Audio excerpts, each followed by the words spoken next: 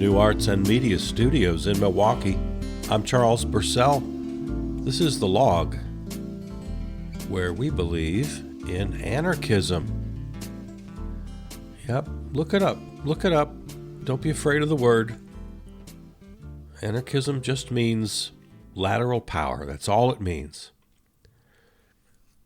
It means that we don't have a hierarchy of leadership. That's all.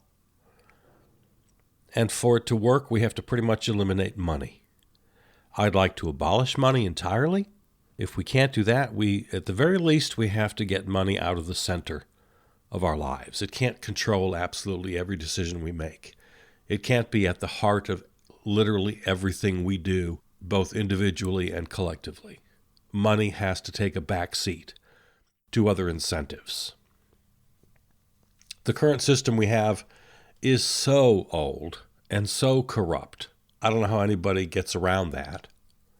And the new world that we all deserve, I think, is right here at hand. I'm feeling optimistic. We can purge the old and embrace the new. There's nothing really strong enough to stop us. We can reject profit. We can embrace mutual aid. We all like to go to the University of Google, right? We all do it. Look up mutual aid if you would. Just go down that rabbit hole and spend 5 minutes, a half an hour, spend half your day reading all about what mutual aid is and how it's different from charity. Mutual aid is not charity. No, mutual aid recognizes that the system is corrupt, and we're going to see what we can do about changing that. Charity does the exact opposite. Charity literally embraces the status quo. You know, it's very nice to give your money to help people who are sick, but at no time do you think about what's making them sick in the first place. Oh, let's send money to war victims, but let's not see what caused the war. Also, there's a natural hierarchy to charity. They're the people who can afford to give, the rich folks helping out the poor folks out of the goodness of their heart, as opposed to mutual aid, where there is no hierarchy. It's central to anarchism in that it's not hierarchical, it's lateral, it's people to people, it's person to person.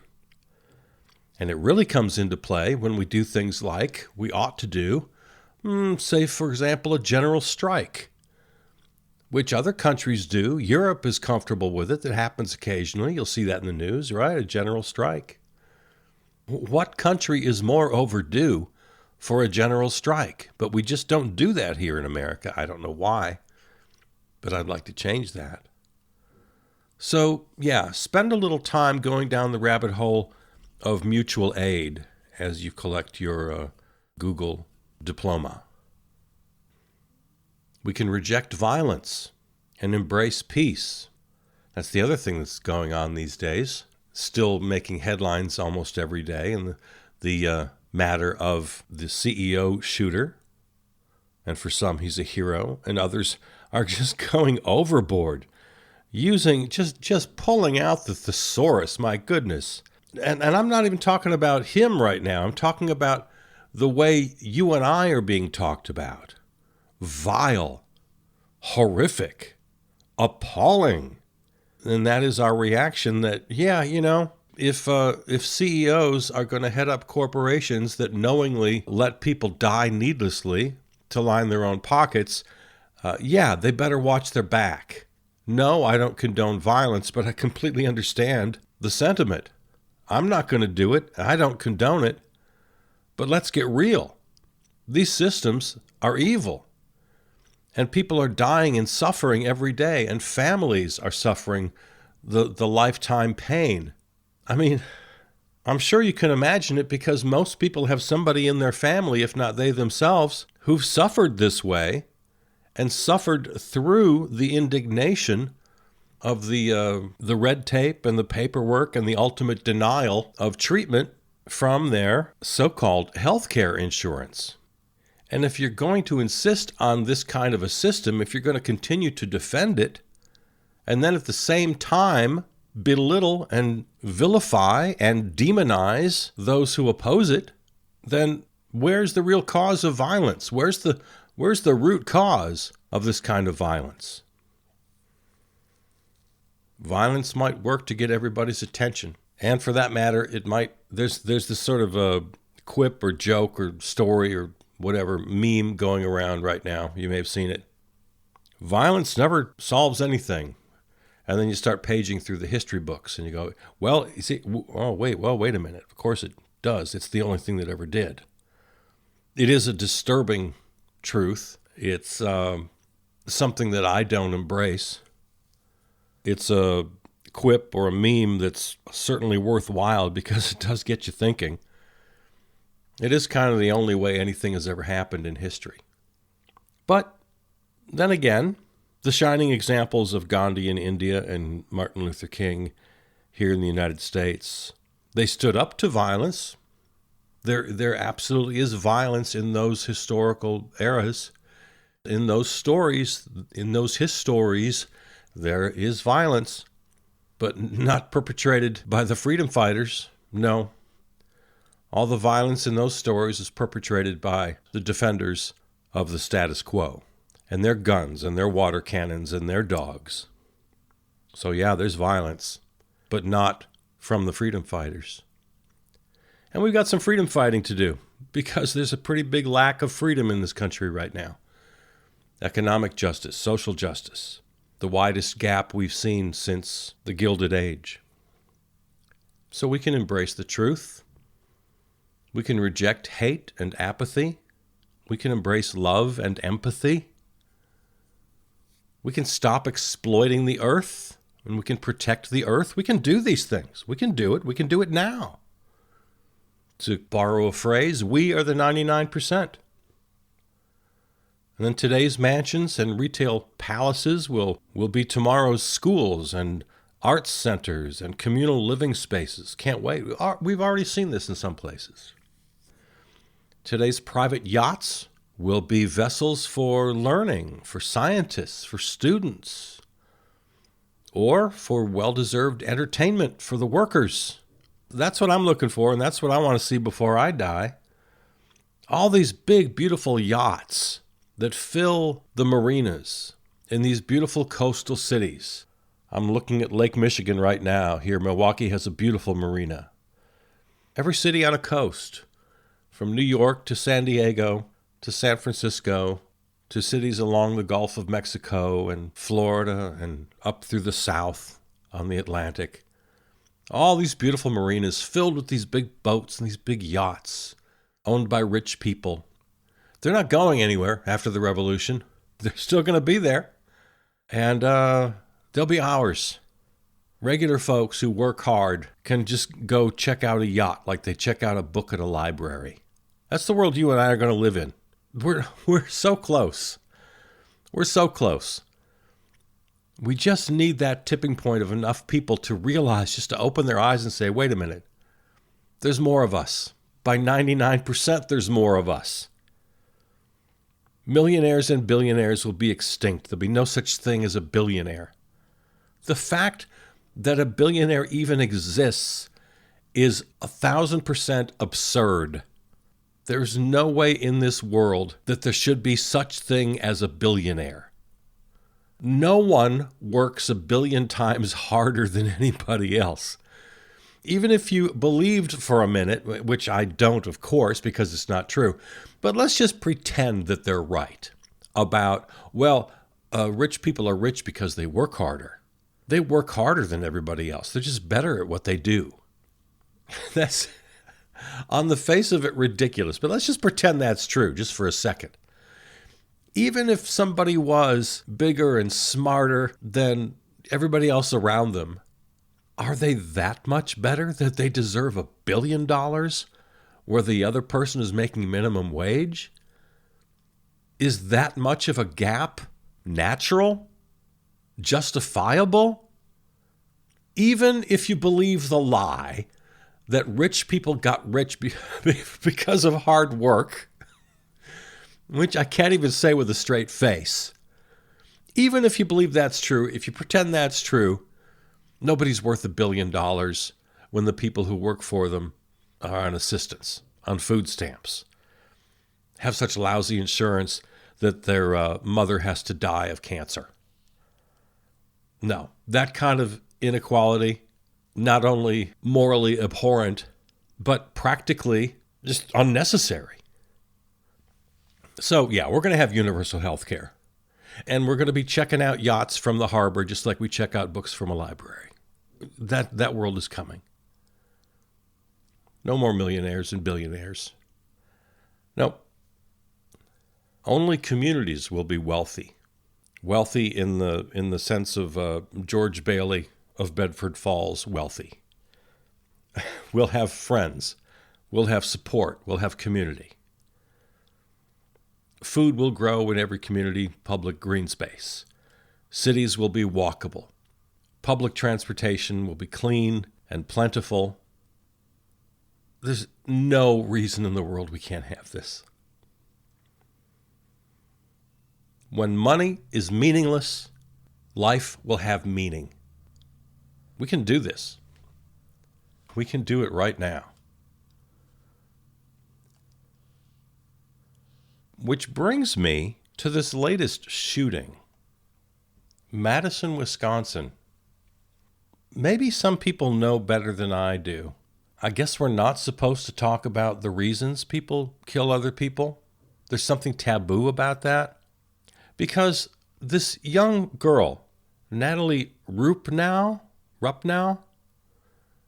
15-year-old girl, a student at Abundant Life Christian School in Madison, Wisconsin, pulled out a gun, killed a couple of people, wounded a few others, killed herself. Now, some people on the very sort of radical and reactionary fringe of the political spectrum will, call her a monster. I won't mention any names, but the Orange Menace and others like him will call mass shooters monsters or animals. Others will quickly pull out, that it's just insane. It's senseless. They're just insane. And I don't know how that's helpful. It might be true, but let's not just assume it. We won't get back into the CEO shooter, but there are many reasons for that shooting. And he wrote a whole damn manifesto telling us why he did it. And he's still around to make his arguments in a public trial. Now, in this case, the shooter, sadly, did herself in, but she also wrote a manifesto which you wouldn't know just from watching the nightly news. They don't want to talk about it. And again, maybe everybody knows more than I do. Maybe I'm dead wrong about this. Because here's what I think. I think whenever there's a shooting of any kind of a mass killing, that's the most important thing for us to know is why.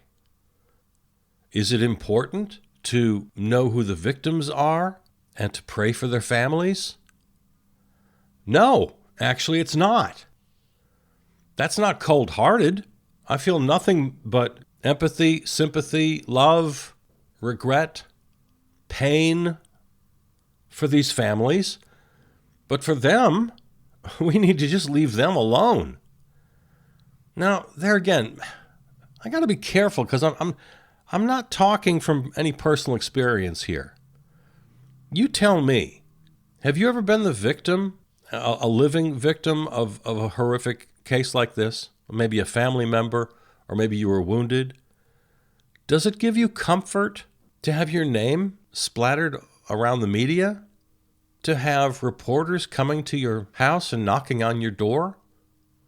It's one thing to have a public vigil. Okay, that's a nice healing thing to do. Excuse me, nice is a terrible choice of words. It sounded like I was being dismissive. I'm not. I think a community vigil is appropriate and a beautiful thing to do, and probably does give many people some measure of comfort. But I'm talking news media right now. I think that the media ought to do everything it can to understand and to communicate to the public. After all, that's the job of media. As naive as that sounds, no, the job of media is to get lots of clicks. and to make lots of money. That's the only job of media. Well, we'll get into that. No, the job of media is to help us understand our world and, more importantly, to help us, empower us to do something about it. So the fact that this young Natalie, or Sam or Samantha, whatever she was going by, the fact that she wrote her own manifesto titled War Against Humanity, her words, multiple pages, and they don't want to talk about it. I found it. Let's see, what am I looking at right now? I'm looking at the Times of India. And it's the only place I found it. The Times of India. Reading, in the aftermath of the tragic shooting at Abundant Life Christian School in Madison, Wisconsin, a disturbing document titled War Against Humanity has emerged, reportedly authored by 15-year-old Natalie Samantha Rupnow. This alleged manifesto, along with the evidence from her social media activity and personal writings, sheds light on her motivations, mental state, and the warning signs that went unnoticed in the lead-up to the attack. The alleged War Against Humanity manifesto is an unsettling, multi-page document filled with grievances, dark reflections, and ominous declarations. The manifesto reveals not only deep personal struggles, but also deliberate and premeditated justification for her violent actions. Call me crazy, but I think this is important for us to know. I seem to be alone on this. It's just me and the Times of India. Everybody else seems to want to hide it. At most, they make some vague allusion to it. But this story breaks it down pretty well. They don't actually publish it, which I wish they would have. Apparently, she suffered from family and social alienation. She felt neglected by her family, by her friends. She thought her parents viewed her as a mistake. Quote, they look at me but don't see me. I am invisible until I do something they can't ignore, unquote. She accused peers of ridiculing her differences and isolating her further, describing them as, quote, part of the disease called humanity. Now, I'm going to say what I always say.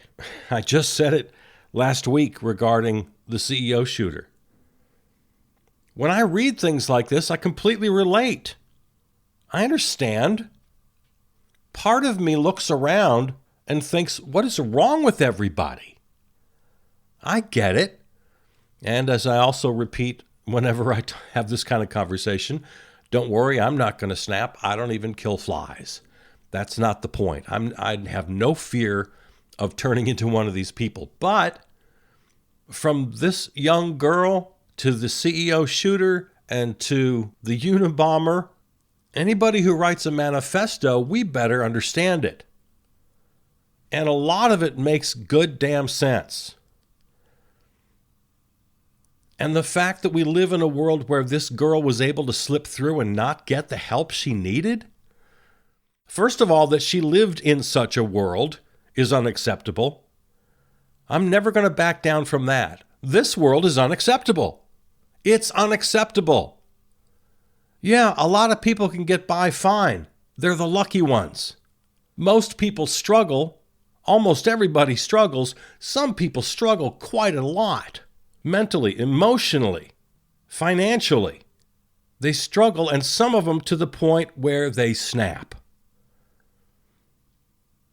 So why don't we read these manifestos? Why don't we take them seriously? Why don't we listen and try to do something about the other 1,000 or the other million Samanthas out there? I don't know how many there are, but she ain't alone. You think she's the only 15-year-old girl who feels this way? And the fact that she's a girl is quite unusual. This is almost always 99 times out of 100, 999,000 times out of a million. It's a boy. It's a male. In this case, it's a young girl. The point remains the same. You think they're alone? You don't think thousands and thousands and possibly millions and millions of other young people are sharing these same feelings? Maybe we ought to do something about it. If she had lousy parents, or maybe she just thought she had lousy parents, maybe it was all in her head, the fact that she couldn't find the help she needed is a damning statement about us. A recurring theme throughout the manifesto is Rupnau's disdain for societal norms and values. I have disdain for societal norms and values. If you don't, I think that makes you crazy. She criticized societal expectations. Check. That's my check. Consumerism. Check. And what she called false morality. Check and double check. Blaming humanity for creating a world of cruelty, hypocrisy, and exploitation. Of course, what kind of Pollyanna do you have to be to think that's not true? You got to have a lot of strength to navigate through all of this BS that life throws at us. And she couldn't do it. And a lot of people can't do it. She referred to herself as, quote, a soldier against the plague of mankind. Talk about relatable. You know, maybe it's just me. Maybe it's just me and Samantha. But I don't think so. You don't think mankind is a plague? Destroying the planet, destroying each other? Look around. Rupnau justified her actions as a final statement against a world that she believed had failed her. She wrote, "If the world doesn't care that I exist, it will care when I don't." The shooting, according to her writings, was an attempt to reclaim control over her life. There you go. Something else is very relatable. How many people really feel they have control over their lives? Control over her life, which she described as dominated by feelings of powerlessness. None of this is crazy or insane. The fact that she went to the place she went, obviously there was an impact on her mental health that allowed her to do that. But these writings, at least the excerpts that were extracted by the Times of India, are not crazy. It's not, the voice of God telling me what to do. It's not crazy stuff. This is not Hinckley kind of crazy. This is not John Wayne Gacy or Charlie Manson kind of crazy. This is a poor kid who sees a very tough world and can't figure her way through it. And she's obviously not getting the help she needs. Which is why we need to understand it's so much more important that the news media and public officials make her manifesto public, read by everyone and well understood, so that we can help the people in our lives. We can watch for the signs. And ultimately, we can do something about the root causes of her pain, which are not her fault. Apparently, she'd been contemplating suicide for years. But here, I found this very interesting. She expressed a desire to make her death, quote, mean something. She rejected the idea of dying quietly. She wrote, "A life wasted in silence is a death that changes nothing. I want them to remember me, to feel what I felt." Now you might say, well, you can't promote that. You can't make that public. Why not? Why not? Well, then she wins. I don't even know what to say to that. That's just stupid. Well, then there'll be copycats. That's what you're afraid of? You're more afraid of copycats than facing the truth about this cruel world we live in. And we do live in a cruel world. She's not wrong about it. There were all sorts of warnings. Her social media presence, apparently, as they write here, painted a chilling picture of her mindset leading up to the shooting. Her accounts were littered with troubling posts, dark imagery, and cryptic messages that hinted at her escalating despair. So, yeah, there was disturbing content, violent memes, nihilistic quotes. One of the more heartbreaking, "I'm not broken. I'm what you made me." We can't brush this off as just, an anomaly. Just, this is just crazy. She was just crazy. No, we can't write this stuff off. We have to believe her. We have to take her at her word. And most importantly, we have to have empathy, sympathy, and some sort of feeling of responsibility for the thousands or millions of other Samanthas out there, for their sakes as well as our own. Rupp Now's activity revealed a complex need for validation and recognition. She often posted about feeling unseen and unheard, writing, quote, "I am a shadow, but I will make them see," unquote. Well, all the more reason we can't give her what she wants from the grave. We can't publicize this stuff. No, all the more reason we should do it. What, you want revenge on this poor young dead girl? Vengeance at this point is really not part of the equation. Well, we can't give her what she wanted. That's not the point. She's gone. So her social media content, and I don't know what was happening in her personal life. I mean, as far as if she was sharing any of this with family or friends, I don't know. But there were absolutely red flags and lots of missed warnings where she should have been helped. And in a world with any justice, we wouldn't be trapped by the owner class and forced into ridiculous, meaningless, bullshit jobs. If we lived in a world that didn't require every minute of our working day to be a profit-making center for the owners. No, if we could spend our days actually working with and for each other, even if it didn't make any money, well, then there would be just multiple times more teachers and aides and counselors. Parents wouldn't have to work the kinds of hours they work now. There wouldn't be the financial hardship of families. Parents could take care of their kids. They'd have the time, the resources. Kids would have other options. They'd have other adults in their lives. They'd have other kids in their lives. They'd have teachers, like I say, teachers and counselors, mental health professionals, the entire healthcare system. This is why I rail against profit. It keeps us from having the world we deserve, the world we need. 15-year-old Natalie Samantha Rupnow was not wrong about her diagnosis. She was not wrong about her diagnosis. She was wrong about the treatment. She was wrong about what she decided to do about it. But her criticisms are not crazy. We should all read her manifesto. We should understand it, and we should reach out to all the other Sams out there.